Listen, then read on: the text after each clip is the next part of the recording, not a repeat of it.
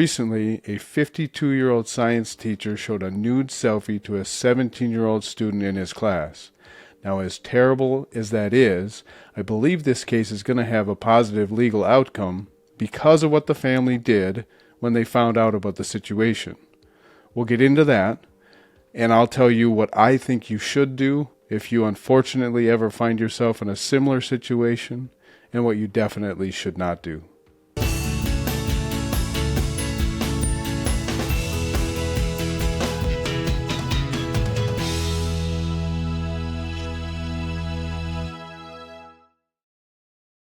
So this incident happened on March 9th. It wasn't really reported that I can find until about March 15th or March 16th. So here's Clarksville Now.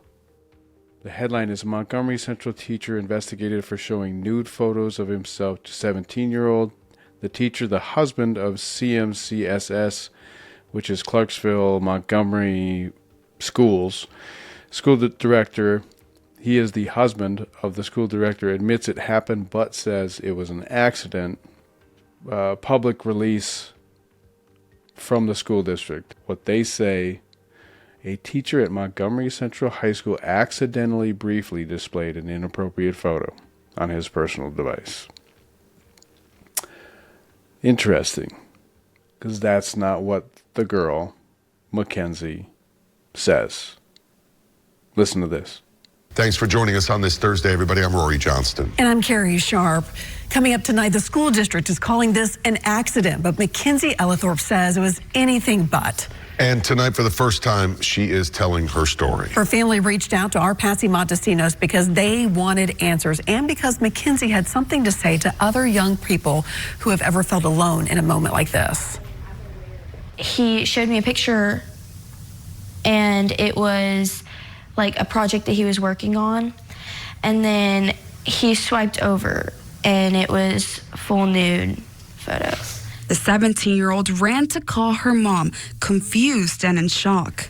I just called her and told her everything, and I didn't really know what to think because I was like, Mom, like, I don't understand what I did or why he's doing that. So you were blaming yourself at the beginning? Yeah, just because, like, I looked up to him because he was my teacher, and so I'm like, why me? The family called the Montgomery County Sheriff's Office. For her to see somebody that she sees every day, that is her teacher, and to purposely show her, holding something out and showing her, that's disgusting, and it scared her. It's traumatizing. Okay, so that clearly is very different than what is being reported here and what the news, the press release, or whatever you want to call it, from the school district about the incident, what they stated happened, very different, right? I did find this interesting article. So this is March 18th, just a couple days after that first article I read, and I think the day that Mackenzie went and actually did that interview. Here's some not surprising information, but it's hearsay, it's speculation, it's rumor, I guess I would say. The teen's mother said the incident happened March 9th during one of her daughter's classes at Montgomery Central High School. She said the teacher called her daughter to his desk, telling her he wanted to show her pictures of a project he was working on. Quote, she told me that the teacher showed her new pictures and she went to the bathroom and called me hysterically, the mother said. The teen's father said the teacher first showed his daughter pictures of a project he was working on at home. Quote, my daughter said she didn't even know what it was. It was like a trailer with some tires on it, he said. The district's chief communication officer confirmed the incident occurred, but said the teacher displayed the photos briefly by mistake. However, the teen's parents do not believe it was an accident. Instead of closing his phone or laying his phone down, he then looked for a reaction, scrolling through a gallery of more photos of himself. So to me, she's a victim, and it's 100% predatory. The teen's parents said that after speaking out about the incident, other parents came to them saying they had similar experiences with their children in his class. This cannot continue. He's already had multiple complaints on him from the school before. Children have been removed from his class into another class previously that we were unknown about to avoid confrontation with him, the teen's mother said. Allegedly, there have been other issues with this teacher that nobody knew about until this big incident happened, and then the parents are saying that other parents of children came forward, to them at least, and said, yeah, we had to have our kids removed from his class for something, for some reason. And then... Okay, major developments out of Montgomery County tonight where a teacher accused of showing nude photos of himself to a student has now resigned. Our Sarah Allen has been following this story since news first broke. And Sarah, there's been a lot of back and forth leading up to this resignation. And tonight I know you talked one-on-one with that student's father. What do you have to say? Matthew Vetter went from being moved to an alternative work site to now resigning from the Clarksville-Montgomery County school system altogether. This all coming after allegations that he showed nude photos of himself to a 17-year-old girl at school. The girl's father says though this resignation is a step in the right direction, it's not enough. I think his resignment was maybe to appease us, but we're not moving an inch. We're looking to fully prosecute him to the fullest extent that Tennessee law will allow. Adam Ellithorpe says Montgomery Central High School teacher Matthew Vetter showed his 17-year-old daughter nude pictures of himself back on March 9th. Since then, Ellithorpe says they've been pushing for not only his removal from the school system, but legal action, and have hired lawyers to represent their daughter and are also working with detectives. I know they were able to get a search warrant to capture his cell phone that had the images on it. And he believes his daughter wasn't the only person who has had a troubling encounter with Mr. Vetter. But I do know that there's been multiple people that have came forward since my daughter spoke up. April 9th, a month later, Matt Vetter, a teacher at Montgomery High School, has resigned from CMCSS after an incident involving sharing inappropriate photos with a student. Okay. But up until this point, it sounded like the school district was very hands-off as far as they didn't communicate with the family at all. They didn't come out with any sort of statement really that was, if this did happen, it's completely inappropriate and we'll deal with it. Nothing like that. Just that it was an accident. He said it was an accident. It happened, inappropriate, absolutely inappropriate, but it was an accident. But then, of course, they come forward. As soon as he resigns, they can speak, right? And they won't be held liable because he's already resigned. So then they come out of the woodwork and say, oh, of course he would have never actually worked in the school district again, no matter what happened. Even if it was one photo, even if it was accidental, that's one photo too many. Of course, the school board is all over this now and being the tough guys, right? But before, it was an accident. It was brief. It was accident. He's sorry. He deleted the photos. He's at home, working from home right now. He just happens to be married to I guess what would be called the superintendent of the school district. They use a different term for it. He happens to be married to her, but she recused herself. So I think it's going in the right direction. It's been a month, or it took a month, and he resigned. Many people came to school board meetings and complained and said that they were protecting a predator. And he resigned. Okay? So now things are going in the right direction. Investigators are looking into it.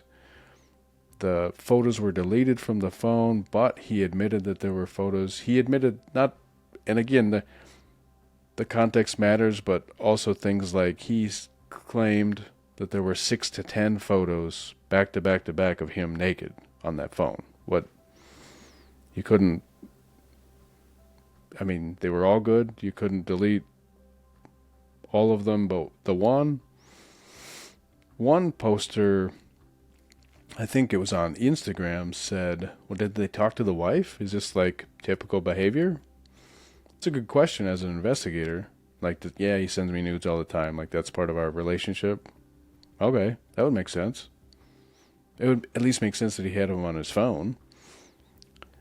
Not that he showed something from his personal phone in class while calling this student up to his desk, clearly while class was going on. What it is grooming behavior, right? Testing the waters, seeing what he can get away with, right? As from that video, she looked up to him. She's a 17-year-old. She's a senior. She's a good student. She's smart. She's outgoing. And he did it in class so that she couldn't have a reaction, right? Like he had her in a situation that he could make her uncomfortable, but that she likely wouldn't react in the classroom, right? Like, it's a secret. It's our little secret, kind of like our little secret, and see what happens. Like, see how she reacts. There's other students around, so you can't make a big scene, or likely you wouldn't make a big scene, right? Authority figure that you look up to. You're only 17 and a student and a female, and he's 52 and a male. Like, power dynamic, big difference, right? Big discrepancy in power in that situation. So it's a classic testing the waters. See what he can get. And of course he does. Like, he has it set up so that can be his out, is that it was an accident. Now, why would you have 10 of them back to back? I don't know. But that's clearly a grooming type behavior for a 52-year-old to do that to a 17-year-old. And so what I wanted to say as far as, so what should you do if you were in this situation? I believe, as a member of law enforcement, I believe what this family did is exactly what you should do. Now, Mackenzie went to the bathroom after she was exposed to these photos. She immediately called her mom. She was hysterical. She was crying. Now, what did the family do? What did the mom do? I don't know exactly how they coordinated, if she first told her husband, but they went to the law enforcement first. They went to law enforcement first before communicating an issue with the school, which is absolutely what I think is the right thing to do. This is criminal behavior. This is predatory behavior. In this particular case, you have the teacher is married to the superintendent, so you have that additional power dynamic. And even though they went to law enforcement first, and so law enforcement is investigating this, and the control of the investigation is out of the school district's hands, which is exactly what you want. You don't want this. You do not want the investigation in the school district's hands first. That's where the cover-ups go. That's how they start. They start with the cover-up. They start with the minimizing and the cover-up, and the lack of communication or delayed communication.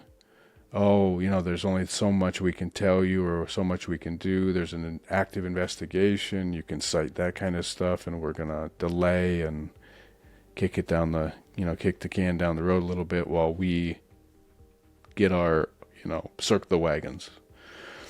But they can't do that when you go to law enforcement first. So this was a crime, clearly a criminal issue. Go to law enforcement first before you complain to the school. So then it's in law enforcement's hands. And then law enforcement goes to the school and says, hey, we got a problem. And the school says, yeah, we do, because we don't have the power anymore. Because even though they went to law enforcement first, the school district came out with a statement that said he showed a photo accidentally and briefly. That's their quote. He did it, he admitted it, but it was accidentally and briefly. But then when you talk to the family, they say, no, he scrolled through pictures, or he showed me one and then he backed out of it, and then it was a whole gallery of nude pictures of himself. Well, that wasn't accidental. That wasn't brief. He didn't apologize. He didn't have any sort of oh shit reaction. He was seeing what kind of reaction that he would get from her, because he was testing the waters. And so they went to law enforcement. The power was in law enforcement's hands and not the school districts. And that's, from my point of view, that's the right way to go. Go to law enforcement, make law enforcement confront the school district. So the school district is hearing from it first from law enforcement, and don't go and complain to the principal first in a situation like this. And in one article, you heard that the family had an attorney. Well, you need an attorney right away, too. You need an attorney, and you need to go to law enforcement. And I think you also need to make a statement to the media as soon as you can. Like when they went and did a taped interview with Mackenzie, the 17-year-old victim, she put it out there, no uncertain terms. This was not accidental. This was not a miscommunication. This was intentional. Put it out there. The school district can't fight that. They're in a really bad spot. They gave Matt Vetter, the former teacher, he took a month of being at home, and now he quit. And then, of course, everybody becomes powerful and tough, right? And they say, yeah, he would have never worked here again. Even if it was an accidental thing, he apologized and he immediately closed it and said, I'm sorry, that's not what I was trying to show you. He would have never worked here. It's easy to be tough when he resigns and he can't then sue you for wrongful termination. So that's absolutely what you should do. So what you should do, get yourself an attorney, go to law enforcement with your allegation right away. Make the report to law enforcement. What you shouldn't do is make what is a criminal complaint to a principal or a superintendent. Don't go to them first with a report of something that could be criminal. Go to law enforcement first and make law enforcement contact the school district. So it kind of puts the school district on their heels. Because it's a parent versus a teacher that's backed by a superintendent and backed by a principal. You're outnumbered, and the power dynamic doesn't work out for you. And the cover-up starts if you go to law enforcement first and then have law enforcement communicate with the school district that they've got a problem. That's the way to do it. So I think that this case legally is going in a positive direction. He already resigned. A month later, he resigned. And hopefully there's some charges coming out of this. Who knows what the investigators actually did, what they found. I'm sure they took his phone, or they should have taken his phone, done an extraction on that, found the pictures. Even if they were deleted, maybe you can still find them on there, or find that he accessed them, or, you know, there's a lot that you can find on there about his behavior, about how he manipulated the phone, swiping through the pictures and all that kind of stuff. There's a lot there that you can get from doing an extraction from the phone. So hopefully they found that. Of course, he admitted to deleting all the pictures, which is another red flag, that he didn't keep it. You know, it's embarrassing, but if it's evidence of, hey, like, this is the picture I sent my wife the other day, I forgot it was on there, and the wife's like, yeah, he sends me pictures all the time. Well, that's a married couple doing married couple things. Like, okay, like, that actually would be in his favor. When it's like, I have a gallery of 10, and you probably go to his wife and she's like, no, we don't do any of that stuff. Why does he have 10 nude selfies in a gallery? Creepy dude. I'd be interested to hear from people if you've had any contact with this teacher, if you've had a student, if you've heard of other allegations of this particular teacher. I'd reach out, send me a message. I'd love to hear about it. And I'm interested to hear if he gets criminally prosecuted in this case. I hope he does. That's all I've got. Steve Loomis, Walking That Mile.